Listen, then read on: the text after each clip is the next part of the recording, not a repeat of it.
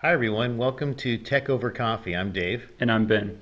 We're excited to share some neat technology-based and business-based topics with you today. Yes, we have some space and we have some interesting articles to discuss as well about Uber, actually. And we are so thankful to Chipola College for sponsoring this podcast. Chipola is a great place to learn and apply more about business and technology concepts. So thank you, Chipola College. Yes, and if you are interested in learning more, please go to chipola.edu. So, how are you today, Dave? Good, good. This is a good choice on coffee. Yes, yes. What do I have? I don't have the caramel. You have toasted white chocolate, Oh, great choice. and I believe it has like a little bit of cold brew in it. Very nice. Good choice. And I'm going with a caramel flavor today. All So, right. yeah, Yeah. we've got our coffee. If now's the time to pour a cup of coffee, if you're gonna sip with us, and it's time to begin the podcast. All right, so you want to focus on Uber to get us started. And Yes. maybe I should bookmark that. And we were talking about it's nice to bring in the FANG, right? The stock market, Yes. the Facebook, Apple, Amazon, Netflix, Google. NASDAQ, even during this pandemic time, an all-time high, and many, if not all, the technology companies are on the NASDAQ stock exchange. So over 10,000. Wow, Today, $10,420.84. So that's pretty high. yeah, that's amazing. You think during the dot-com era, it was probably half that, and people would say it would never get back. It would take a long Right. time. So, And that's especially good considering we're in the period of the stock market being what's called a bloodbath, everything being red, and it's good to see some stocks being green. that's right. And if we get to a point where we can stabilize, once we get there, just think of the future growth, especially Yes. in a global marketplace and all these exciting things happening. Absolutely. And I believe that around right now would be a time to get into stocks as well if someone were interested in beginning. Since stocks are generally low, and once this ends, a lot of stocks will go back up. That's right. Right. Buy low, sell high, Yes. or just buy low and hang on to it, right? It's a good investment period. Most certainly. So, speaking of investment, Uber has recently purchased another company. And I remember, I believe it was a podcast or two ago, we discussed Amazon buying Zoox. Easy for you to say, Ben. It's still difficult. And basically working to synergize their delivery systems even more. I remember us talking about Zoox, it potentially being a replacement for the postal service for Amazon. Right, and that was a later play. Analysts were saying obviously it would help with some low zero emission ride share opportunities with Amazon to get their foot into that market, them building the product from the ground up. But then a later play, right, an analyst thought maybe that could save them $20 billion a year to have their own transportation in-house. Yeah, So you think that may not bode well for partnerships with the USPS, FedEx, UPS. So the future marketplace is going to be an interesting place. right. I totally agree. I'm really curious to see how that all pans out in the next 6 months, next year. I agree. So, anyways, back to Uber. Recently, Uber has agreed with Postmates on a 2.65, what is that, billion? That's with a B, right? Wow, That's a lot of zeros. that is. In an all-stock deal. So basically, Uber is working to synergize their rideshare, food delivery services, I believe, even further with like a Postmates kind of business model as well, where Uber could potentially go to the grocery store and buy you a gallon of milk or some bread. So some interesting concepts with this, Ben. It wasn't too long ago Uber was trying to buy Grubhub, and it didn't I work remember well at that. all. I mean, I think Grubhub eventually sold to a European company, and they just wanted a lot more money for their services, for that joint venture. But this is an interesting deal. Postmates was the initial play, the first to bring an app to that environment. So it's not a bad purchase for Uber, who's trying to diversify and to kind of ride the new momentum in that service delivery to customers, that app-based service delivery. And then the thought of all stock. So that's going to save them some revenue. It's going to keep the deal kind of forward thinking of sharing the stock, and that builds a good synergy for our business model. So. I agree. And what's interesting is it continues in the article and it discusses that Postmates will continue to be a company that is operated. It won't be absorbed by Uber. And I'm curious to see how this will bode for DoorDash, Postmates' largest competitor. Now that Postmates is kind of paired up with I would say probably the strongest ride-sharing kind of grassroots business model app delivery or ride-share service. I don't think DoorDash has that level of advantage. So yes, interesting synergy here that Uber has Uber Eats, and Uber Eats just never really had the momentum of Grubhub, of Postmates. And so the thought of actually purchasing Postmates, and as you said, keeping it as a standalone within the umbrella of Uber, still keeping Uber Eats. And I think just reading about it, the CEO or the director heading up Uber Eats will kind of assist with the facilitation of Postmates. But that's a nice thing to do, to keep that Postmates firm in place with the founders and those who work, that app environment. I think that's powerful and gives Uber an advantage. As you said, DoorDash, the largest player in that food delivery app environment, gives them an advantage over them with the ride sharing. As you said, I don't think DoorDash has that play quite yet. Right. And I'm just in general, I'm curious to see how this eventually pans out in terms of ride sharing, grocery delivery, food delivery, because I see articles all the time about e-commerce is slowly killing brick and mortar stores. But I think personally that things like Postmates, DoorDash, and Uber won't kill brick and mortar restaurants and grocery stores, but it will probably in 10, 20 years transform them into almost a kind of like a warehouse where basically the middleman, the delivery person, is the storefront. You would order your groceries from an app. The driver would go and pick them up from a warehouse or something that has less of a customer touch point, but more of a storage point, and then they would provide the supplies, the resources like groceries, even just in general retail products, it could even evolve to. And personally, I think in 20 years it could be very delivery focused. So most certainly, in the thought of providing more services to the customer, that, as you noted, I don't think it will end the brick and mortar environment, but maybe enhance it. Right. So it gives customers more opportunity. And we have this cool little UAV with us today. For those actually watching on CCTV, adjacent to the Chipola campus, or with Facebook or a YouTube channel, we have a helicopter here, and it's something we'll bring in our lab classes, talk about how we can program and manipulate this. But the thought of a UAV, a small device, once you have it well organized with people delivering product, why not having a device? And Amazon's already working with the FAA to clear some space, around cities and around certain environments where they can keep it safe and no one be injured. But now with the pandemic of the safe delivery of pizza, I'm sure we've all tried that. Why couldn't a little UAV deliver that just as easily? Drop Right. that off, you're paying through the app already.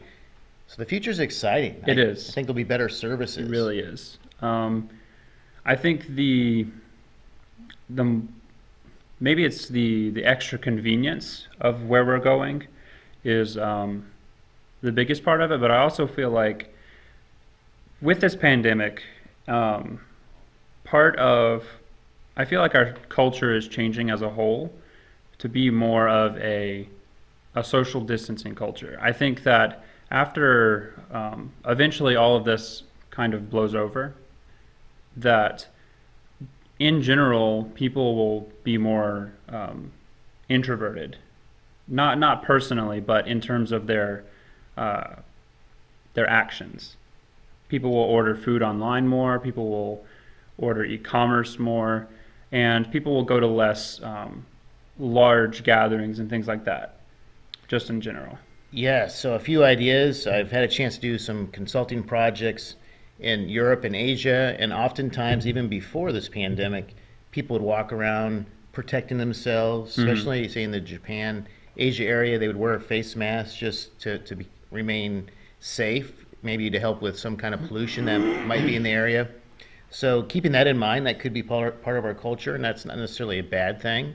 And as you said, people may find their own path in life, and there Hmm. may be these large events could become more virtual. There could be a virtual component, Right. so even more people could participate, and there wouldn't necessarily need to be such large arenas. So it could Right. be almost like a gaming environment today, where you'll have an audience, but there's thousands and thousands participating virtually. Right. So many ways to serve customers. Yes. And on that topic, it's really interesting. I feel like we personally predicted this, like several episodes of uh, Biz Tech Talk ago.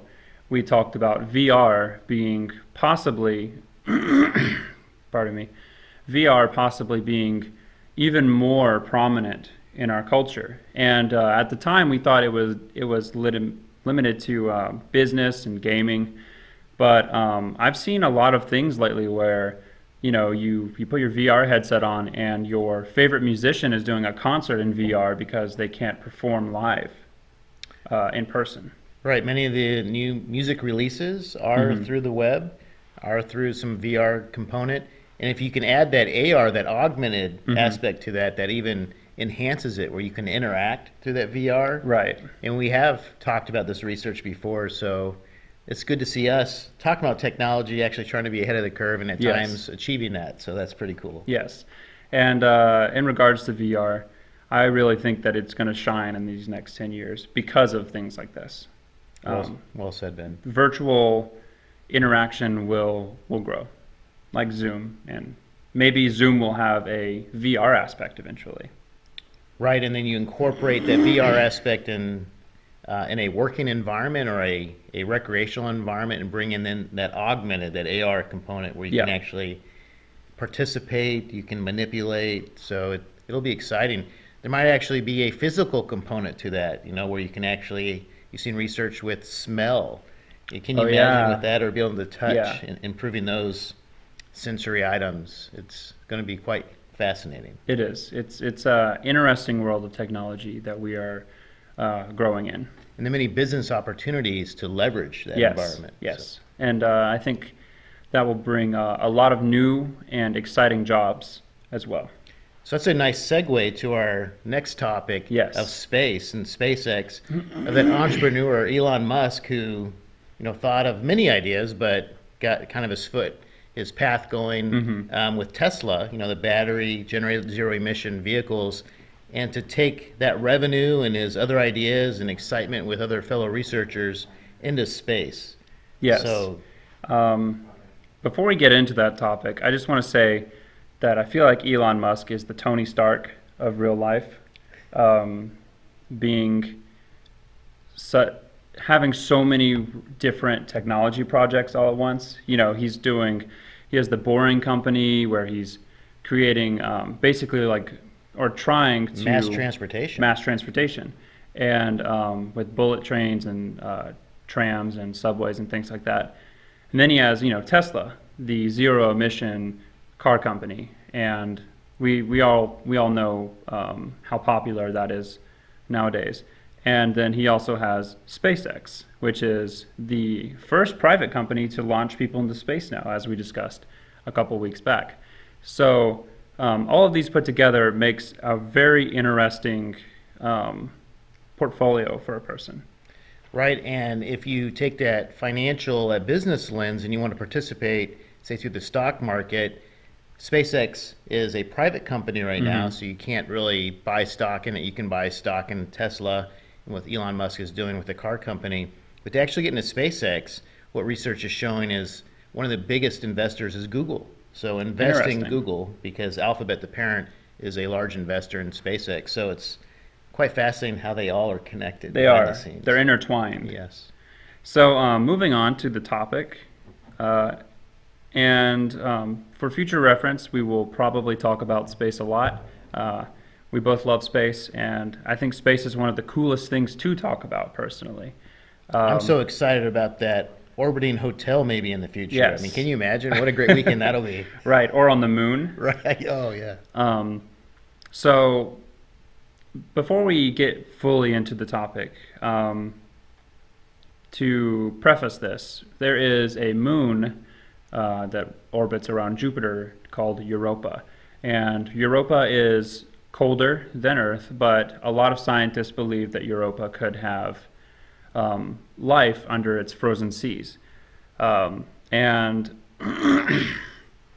SpaceX has recently announced that they, or maybe not recently announced, but they have hinted to potentially sending NASA to Europa, as in going out and exploring it, maybe sending a rover out there like we have with Mars.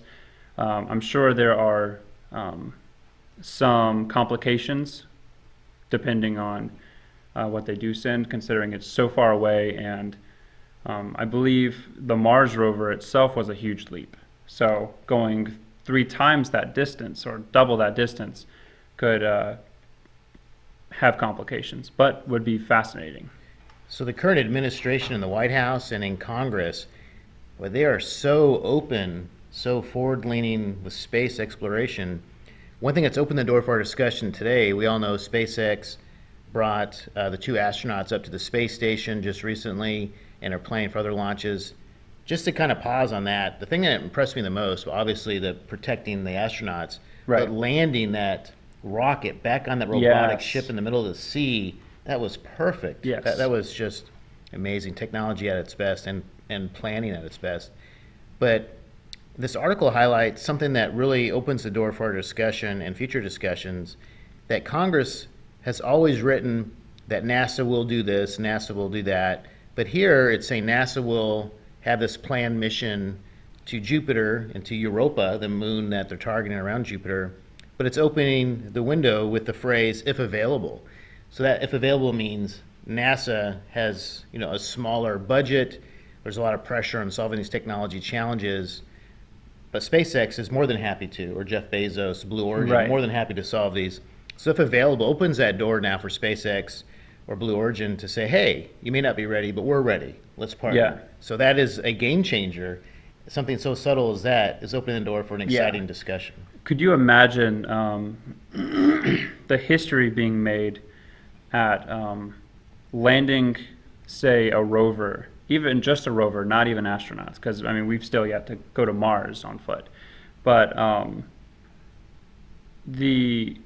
how fascinating it would be to have a rover on another planet, like another moon, specifically one that has a very different atmosphere, very different terrain from anything we've ever explored.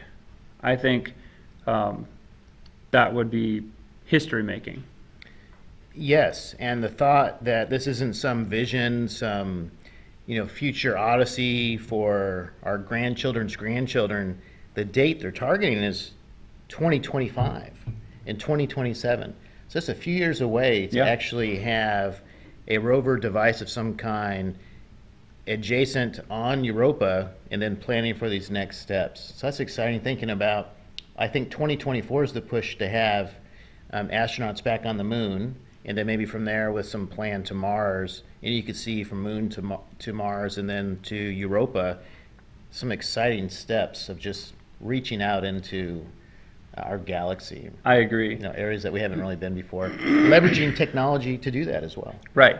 And I believe there was a push for, on the moon, there to be almost like an intermediary station, like a refueling station that they would then use to slingshot rockets even further. So if we were to hit the moon again in the next couple of years, and then say spend 3 to 4 years building a fueling station there, nothing colony based, but at least something that stores fuel, allows for our rocket to relaunch and continue their journey, we could easily make it to Europa and that would be huge, huge. Right. And the thought of research, the importance of research for business or research for technology, the space station serves as this anchor that kind of gets us to the next step. We've been testing these events, these thoughts. They're not just thoughts anymore. They actually test them to the space station and to then use the space station to the moon. And then, as you said, from the moon to other locations. It's exciting to see what good planning and research can do. I agree. Setting up those jump points could make it much easier to travel longer distances. And then you bring in the commercial side of it, that we were joking about earlier. If you have some hotels, some resorts, that's just going to be fueling that engine of America, that consumption. And you'll have customers wanting to experience that, and that'll just keep fueling the next step. So by 2040, we could have a total recall event on Mars. I don't know if Schwarzenegger will be there. But.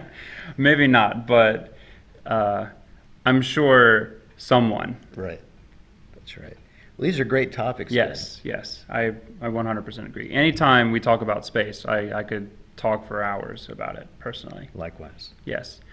So thank you for watching. And again, this podcast is sponsored by Chipola College. If you are interested or want to learn about them, please go to chipola.edu and feel free to register. Chipola is a wonderful college, and I personally have a bachelor's degree from here, and I highly recommend them. All right, Ben, great topics as always, Yes. and I enjoyed our podcast. I did as well. All right. So, yeah, thank you for watching, and please like and follow wherever you are listening, and we hope you have a good day. Bye. Bye.